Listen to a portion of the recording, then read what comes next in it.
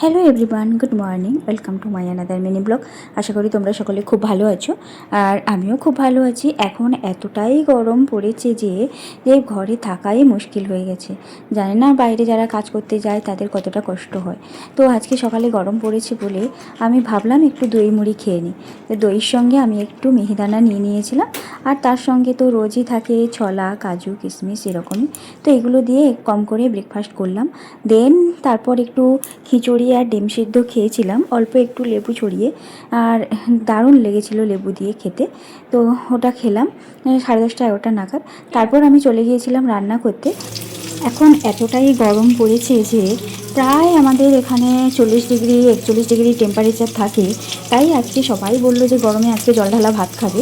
তাই আজকে হচ্ছে বড়ি ভাজা, এটা আলু দিয়ে মাখা হবে। আলুটা ভাতে দিয়ে দিয়েছি, ওইদিকে ভাতও বসিয়ে দিয়েছি। আর এদিকে হচ্ছে মাছ ভাজা, মাছটাও পেঁয়াজ দিয়ে লঙ্কা দিয়ে মাখা হবে। আর এদিকে রয়েছে মাছের ডিমের ডিম, তো এটাকে পেঁয়াজ দিয়ে আমি বেসন দিয়ে ভাজবো। আর হয়েছে শাক ভাজা, শাক ভাজাটা অলরেডি হয়ে গেছে। এই যে শাক ভাজা, এখানে সবাই শাক ভাজাটা খেতে খুব ভালোবাসে, তাই শাক ভাজা হচ্ছে। আর এই হচ্ছে 4 রকম মেনু। তো চলো পরে তোমাদের সঙ্গে সবটাই শেয়ার করব। দুপুরের লাঞ্চটা, তোমরা জলঢালা ভাত কী দিয়ে খাও সেটা অবশ্যই আমাকে জানিও। দেন আমার রান্না কমপ্লিট। শাক ভাজা, বড়ি ভাজা, মাছের ডিমের ভাজা, আর সঙ্গে রয়েছে মাছ ভাজা। বড়িটা আলু দিয়ে মাখা হবে আর মাছটাকেও পেঁয়াজ দিয়ে মাখানো হবে। তো এইগুলোই ছিল আজকে দুপুরের মেনু। তোমরা জলঢালা ভাত খেলে কী কী দিয়ে খাও সেটা অবশ্যই আমাকে কমেন্ট করে জানিও। তো আজকে দুপুরে এসেছিলো এসি ইনস্টলেশনের লোক, প্রায় 1 সপ্তাহ পরে এসছে। ওরা আমাদের বাড়িটা এতটাই দূরে ছিল যে ওরা আসতে চাইছিল না। অনেক ফোন করে কোম্পানির সঙ্গে কথা বলে তারপর ওরা এসছে মানে এসিটা ইনস্টল করতে। তো অনেক দিন থেকেই বলা হচ্ছিল কিন্তু ওরা কেউ আসছিল না। যাই হোক, অবশেষে ওরা এসে বলছে এমনভাবেই কাজ করে দিয়ে যাব যাতে আর না আসতে হয়।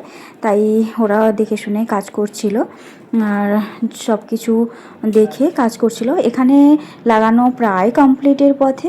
এবার বাইরে আউটডোরটা লাগানো রয়েছে। তো এটা লাগানো কমপ্লিট হয়ে গেলে তারপর যাবে আউটডোরটা লাগাতে। তো এখানে পুরো সব কিছু দেখে নিয়েছে। আর এখানে রুমটা যা অবস্থা হয়েছে মানে সেটা কল্পনার বাইরে। তো চলো এখন আমি একটু ছাদে যাই। তো ওখানে আউটডোরটা লাগানো হবে, ওটাই দেখতে যাব আমি ভাবছিলাম। তো আমি ছাদেও চলে এসেছি, সবাই এসছে উপরে।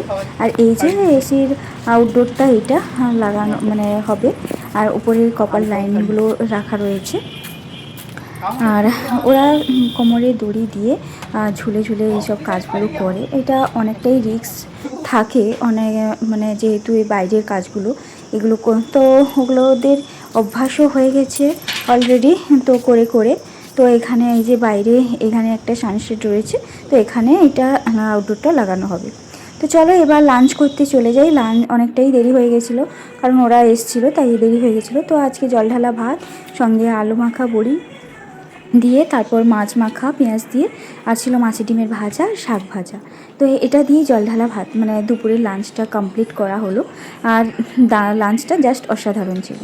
দেন একটু রেস্ট নিয়ে সন্ধেবেলায় রুটি বানালাম। এখানে রুটি হয়ে গেছে, সবাই তো রুটি খায়, আমি শুধু ভাত খাই, তার জন্য সবার জন্য রুটি হয়ে গেছে। আর এখানে আজকে রাতে হবে ঢ্যাঁড়স ভাজা আর আলু দিয়ে ডিম দিয়ে ঝোল। তো রাতের ডিনার এটাই মেনু। চলো এবার আমি রান্নাটা করি। সবজি কেটে রেখে সন্ধ্যেবেলায় সবাই বললো যে একটু মশলা মুড়ি খাবে, তাই আমি একটু মশলা মুড়ি মাখতে বসেছি। ঝুরির সঙ্গে চানাচুর, চানাচুরের সঙ্গে পেঁয়াজ, পেঁয়াজের সঙ্গে গাজর, গাজরের কাঁচা লঙ্কা, শসা দিয়ে অনোখা ডিশ তৈরি হতে চলেছে। দেখতে থাকুন এর পরে পরে কি হয়। আবার এই চলে যাচ্ছে আচার তেল। আচার তেলটা দেওয়া হলো পুরো মাখানোর জন্য যাতে সুস্বাদু হয়। এরপরে চলে যাবে পরিমাণ মতো মুড়ি। লবণ দিতে ভুলে গেছে তাই লবণ দেওয়া হচ্ছে। লবণ দেওয়া শেষ, তো এখন মাখানো চলছে। একটা একটা জিনিস পরিমাণ মতো ভাবে দেওয়ার পরে মাখানো চলছে। এখন দেখতে কত সুন্দর লাগে বিকেলের সেই ঝালমুড়ি।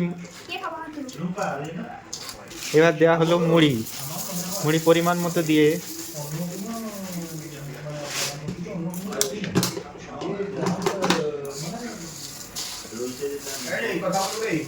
এই মাখানো চলছে, দেখুন দেখতে কত সুন্দর লাগছে। এই বাংলার ফেমাস মশলা মুড়ি,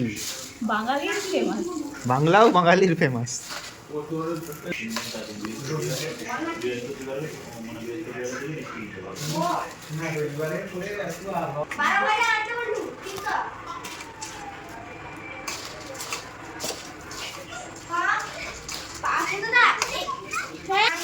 দাঁত চলে ঢুকি।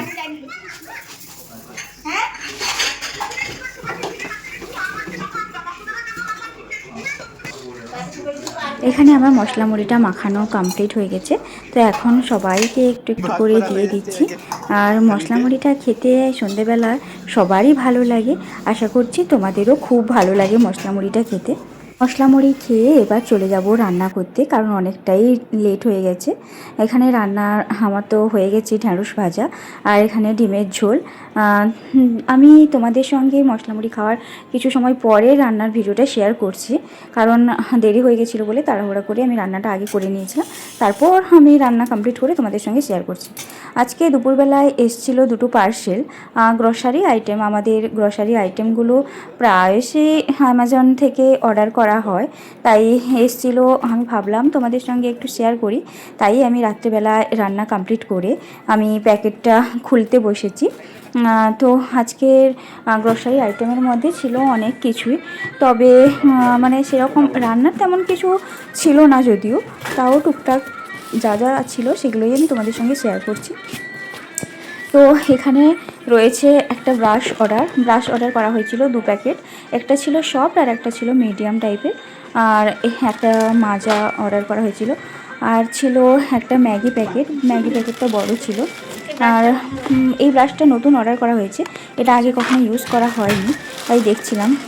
আর দুটো বারবান অর্ডার করা হয়েছিল, আর ছিল এই যে বললাম দুটো ব্রাশ অর্ডার করা হয়েছিল, একটা মিডিয়াম আর একটা মানে একটা সফট আর একটা হচ্ছে মিডিয়াম, এই দুটো ছিল। আর একটা কোল্ড ড্রিঙ্কসের মধ্যে কোকা কোলা একটা অর্ডার করা হয়েছিল। অনলাইনে কোল্ড ড্রিঙ্কসগুলোর দাম অনেকটাই সস্তা পাওয়া যায় দোকানের তুলনায়, যদিও এগুলো তো ঠান্ডা থাকে না, ফ্রিজে রেখে ঠান্ডা করতে হয়, তাও এটা অনেকটাই সস্তা।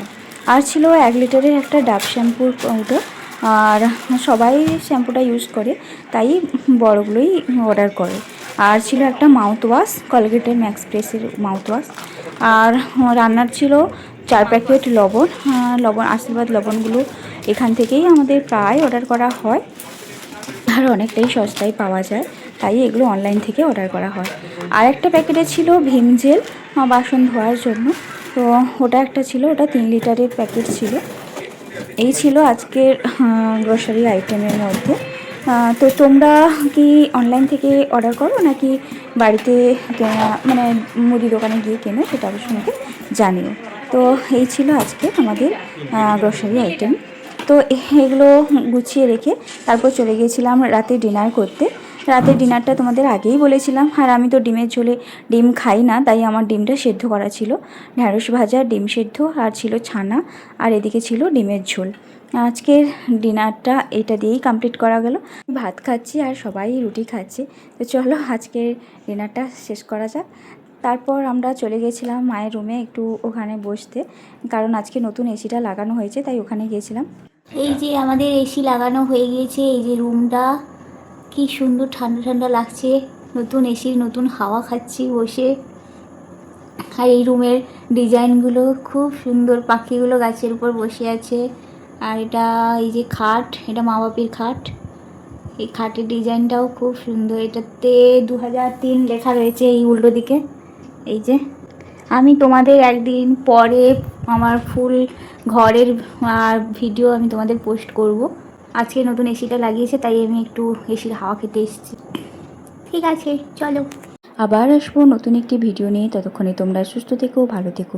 আজ তবে আসছি, কাল দেখা হচ্ছে।